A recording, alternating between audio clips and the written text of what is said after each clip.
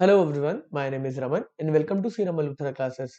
इस सेशन में हम डिस्कस करने वाले हैं रिजर्व बैंक ऑफ इंडिया के important circulars and notification for the month of January 24। Reserve bank of India की कुछ प्रेस रिलीज बहुत रेपिटेटिव नेचर की होती है।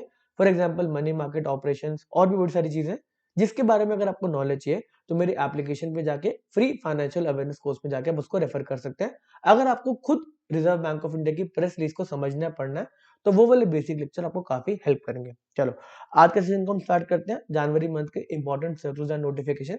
अगर आपको इस सेशन के ऊपर एमसीक्यूज को अटेम्प्ट करना है अपने एग्जामिनेशन के लिए तो वो भी आप मेरे एप्लीकेशन में जाके अटेम्प्ट कर सकते हैं। पहला आपके पास प्रेस रिलीज आता है जो है जनवरी 1 का inoperative accounts and unclaimed deposits के बारे में जो बैंक के पास होते हैं। इसकी इंस्ट्रक्शन को रिवाइज करे रिजर्व बैंक ऑफ इंडिया ने।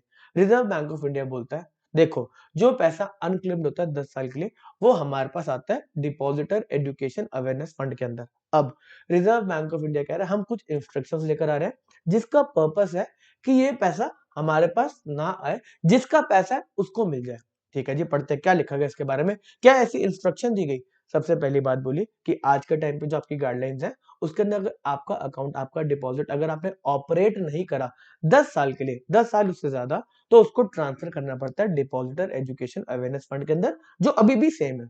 अब जो गाइडलाइंस लेके आए इसके अंदर बोला कि रिजर्व बैंक ऑफ इंडिया बोल रही है हम बताएंगे कि इन ऑपरेटिव अकाउंट क्या है, अनक्लेम डिपॉजिट्स क्या है। साथ साथ हमारा जो पर्पस है इन गाइडलाइंस का वो है reduce the quantum of unclaim deposit.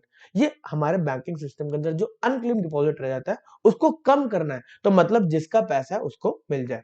अब देखते हैं जी इन प्रोविजंस में ऐसा क्या बोला गया जिससे ये बात को मतलब टेक केयर करा जाएगा कि जिसका पैसा उसको मिल जाए। इंपॉर्टेंट प्रोविजंस के अंदर सबसे पहली डेफिनेशन दी गई इन ऑपरेटिव अकाउंट।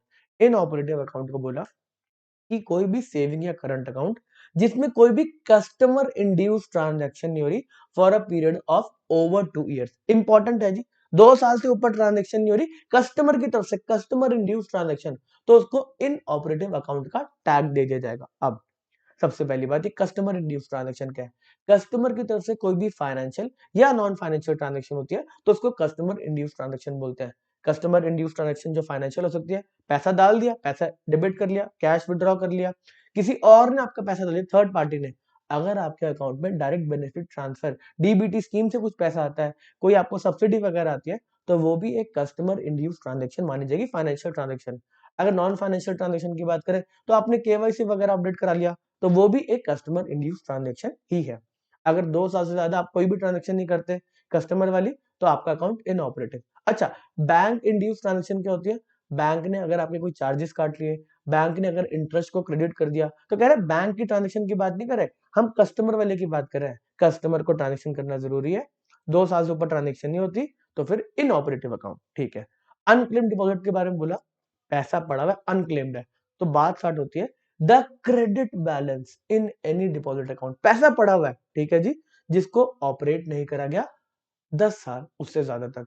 कोई भी पैसा पड़ा हुआ है उसको यूज नहीं करा गया 10 साल, ऑपरेट नहीं करा गया अकाउंट को 10 साल या उससे ज्यादा तक, या फिर कोई पैसा पड़ा है जिसको क्लेम नहीं करा गया 10 साल या उससे ज्यादा तक, ठीक है जी, तो उसको अनक्लेम डिपॉजिट का टैग मिल जाएगा। अब यहां पर बोला गया एक unclaim deposit reference number generate करा जाएगा जो अपना कोर बैंकिंग सॉल्यूशन जो बैंक सॉफ्टवेयर यूज करते हैं वहां से जनरेट होगा। जब पैसा ट्रांसफर होगा डिपॉजिटर एजुकेशन अवेयरनेस फंड के अंदर तो इस नंबर को टैग कर दिया जाएगा।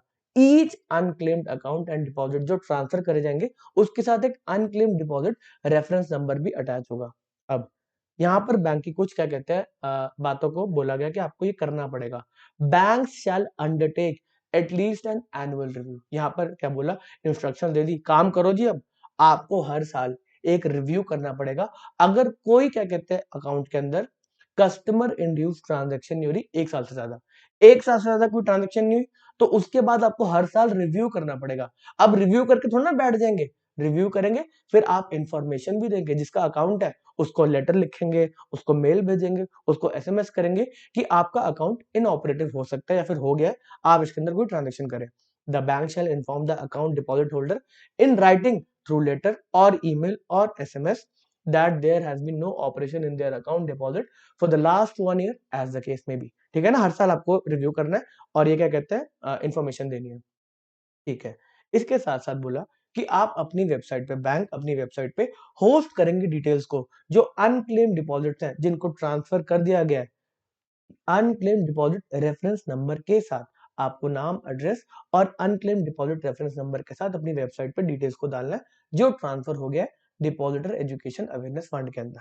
ओके जी, आपको याद क्या करना है, ये 2 ईयर वाली बात इंपॉर्टेंट है, ये full form unclaim deposit reference number की इंपॉर्टेंट है, एनुअल रिव्यू वाली बात, एसएमएस वाली बात इंपॉर्टेंट है, और ये आपको क्या कहता है, जो अपनी डिटेल्स को होस्ट करना है, जो भी आपने पैसे को ट्रांसफर करा है डिपॉजिटर एजुकेशन अवेयरनेस फंड के अंदर। ओके जी, चलो जी, अगला आपका क्या कहते हैं, प्रेस रिलीज आता है, deputy governor reserve bank of India ने बुलाया क्रेडिट इंफॉर्मेशन कंपनीज के एमडी और सीईओ को, बुला के बिठाया, बात करी। सबसे पहली बात, ये क्रेडिट इंफॉर्मेशन कंपनी हमारे फाइनेंशियल सिस्टम के लिए क्यों इंपॉर्टेंट है। देखो जी, ये हर एक जो भी बॉर्डर वगैरह है उसकी इंफॉर्मेशन को गैदर करते हैं कि भाई इसका कंडक्ट वगैरह कैसा रहा, बड़ी ज्यादा फाइनेंशियल डेटा इनके पास रहता है, तो हमारे फाइनेंशियल सिस्टम के लिए बहुत वाइटल रोल ये प्ले करते हैं। अगर कोई बोरोवर जिसने पहले डिफॉल्ट्स वगैरह कर रखे हैं, तो उसके रिस्पेक्ट में पहले ही बैंकिंग सिस्टम के अंदर अलग-अलग बैंक सतर्क है, इसको पैसा नहीं देना, ये पैसा नहीं देता। तो क्रेडिट इंफॉर्मेशन कंपनी एक बहुत वाइटल रोल प्ले करते हैं हमारे फाइनेंशियल सिस्टम के अंदर।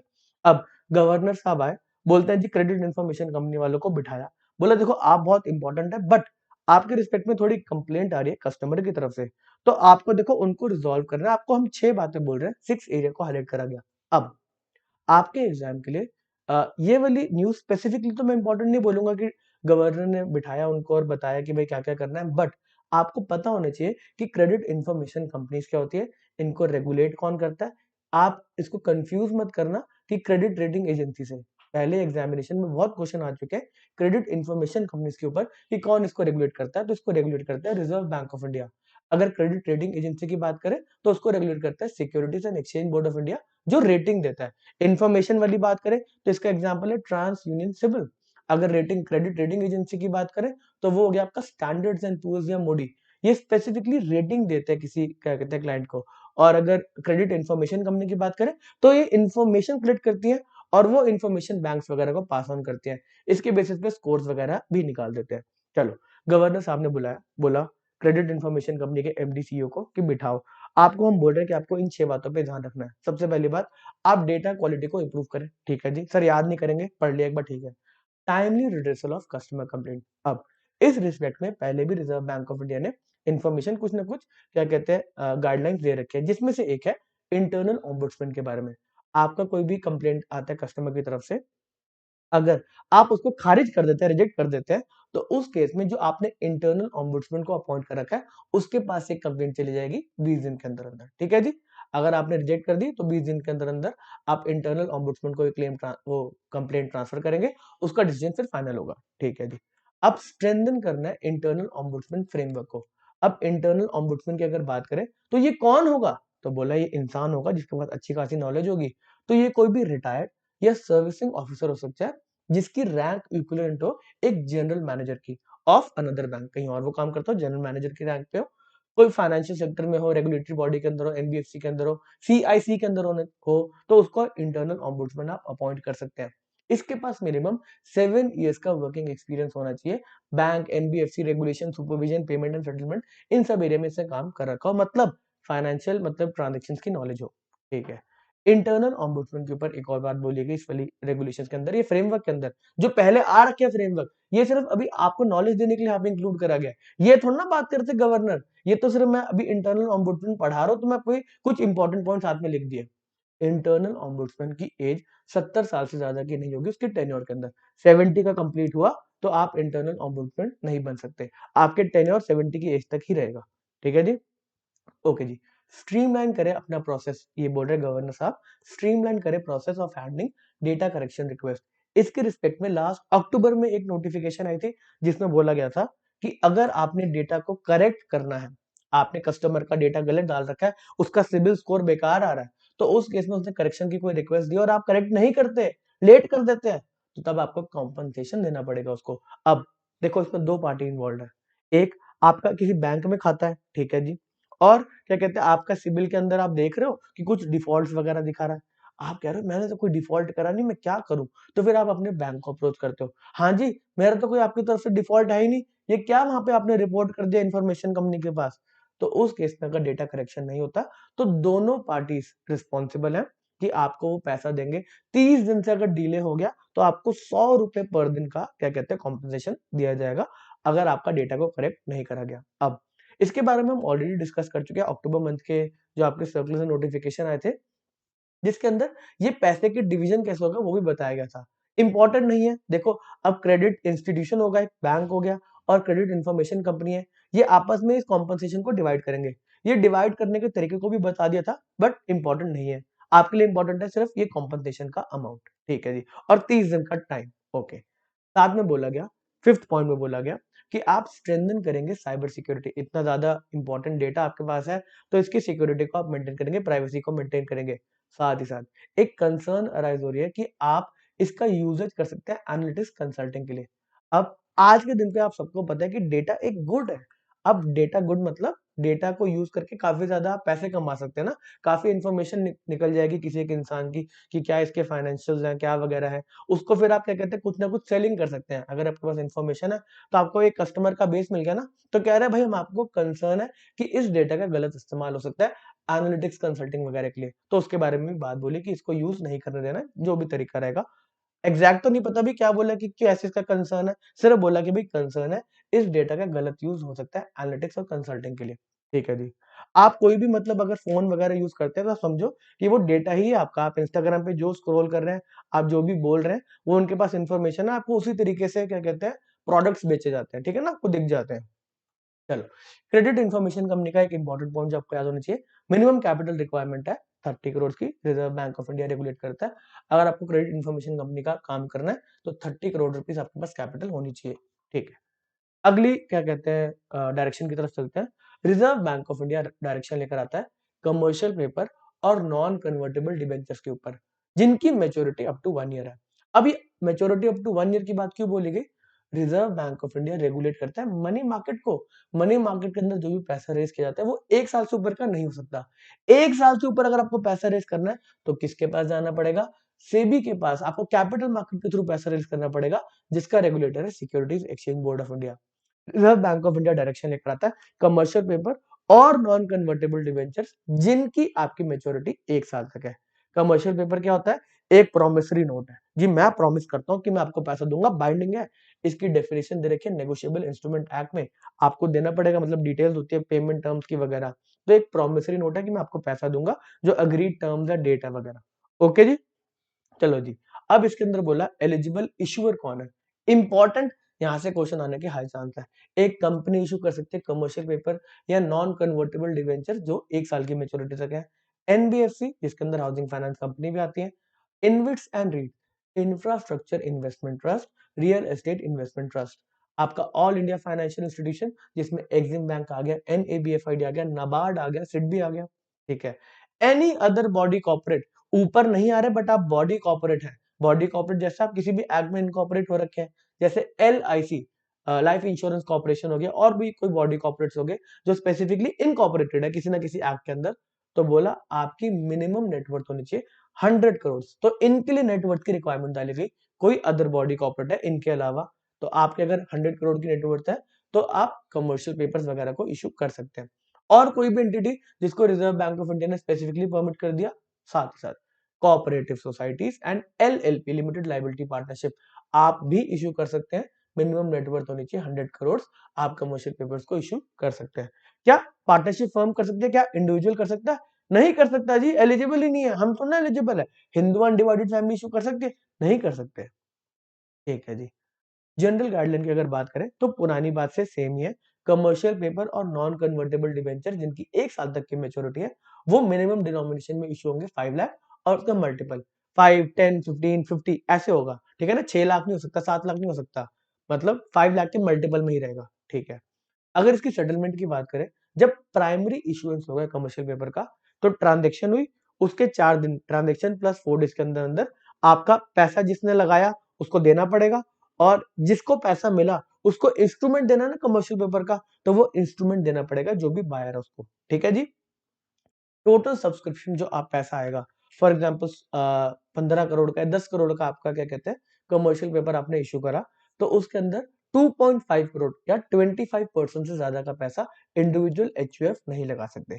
इसके पीछे लॉजिक यही है कि बड़े लोग पैसा लगाएंगे, इंडिविजुअल का पैसा नहीं मरना चाहिए ना। अगर बड़े क्या कहते हैं कॉर्पोरेट्स वगैरह पैसा लगाएंगे तो थोड़ा सा ज्यादा उनका डिलीजेंस रहता है।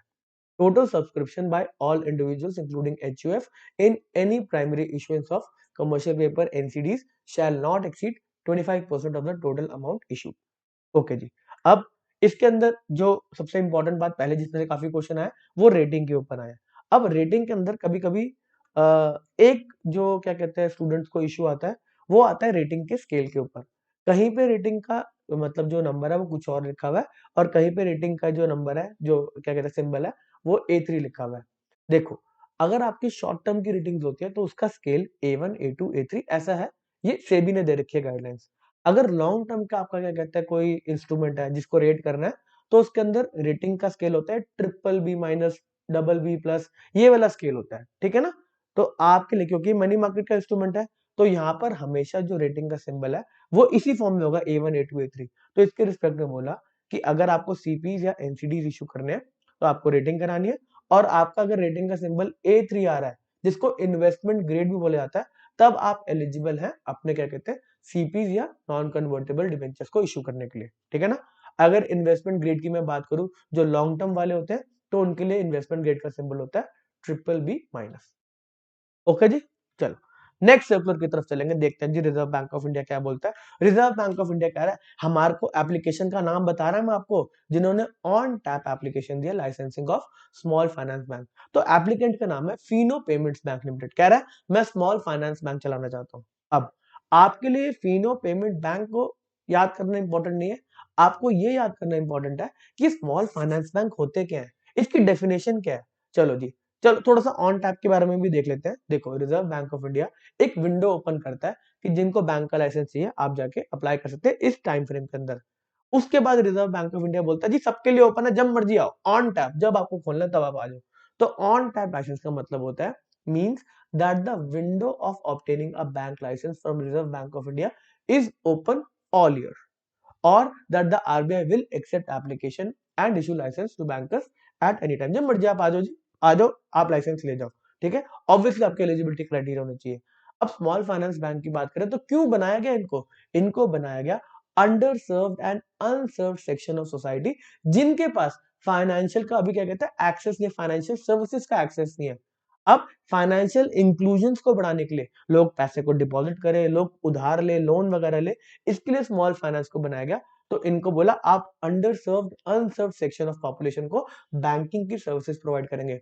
आपके ऊपर हम एक कंपल्शन लगा रहे हैं जो भी आपका लोन का पोर्टफोलियो है उसमें 50% लोन जो होंगे वो होंगे 25 लाख रुपीस तक के स्मॉल बोरोर्स को देना। आपको आपका 50% लोन पोर्टफोलियो के अंदर स्मॉल बोरोर्स को पैसा देना है जिसकी डेफिनेशन दी कि आपके लोन पर बोरोअर 25 लाख से ज्यादा के नहीं होने चाहिए, ठीक है ना। इसका मतलब है काफी ज्यादा लोगों को इनको लोन देना पड़ेगा ना। इंटेंट समझ में आता है क्या बोला गया।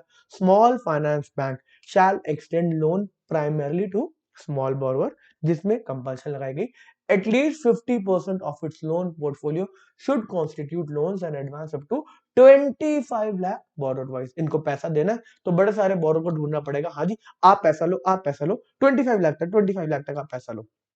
ओके जी, ओके जी। अगर आपको एक स्मॉल फाइनेंस बैंक खोलना है तो 200 करोड़ का आपका क्या कहते हैं paid up voting equity capital होनी चाहिए। ओके, ये भी रट्टा मारेंगे। ओके, अगली आपकी इन्फॉर्मेशन आती है रिजर्व बैंक ऑफ इंडिया के डेप्यूटी गवर्नर का रीअपॉइंटमेंट जो किया doctor MD Patra. MD Patra को वापस रीअपॉइंट करा गया 1 साल के लिए, 15 जनवरी को उनको अपॉइंट करा गया था। अब इसके अंदर आपको याद क्या करना है, आपको रिजर्व बैंक ऑफ इंडिया के गवर्नर का नाम मिस्टर शक्तिकांत दास और आपको चारों डेप्यूटी गवर्नर का नाम याद होना चाहिए। एमडी पात्रा जी हो गए, राजेश्वर राव जी हो गए, T Ravishankar and Swaminathan ji. Done.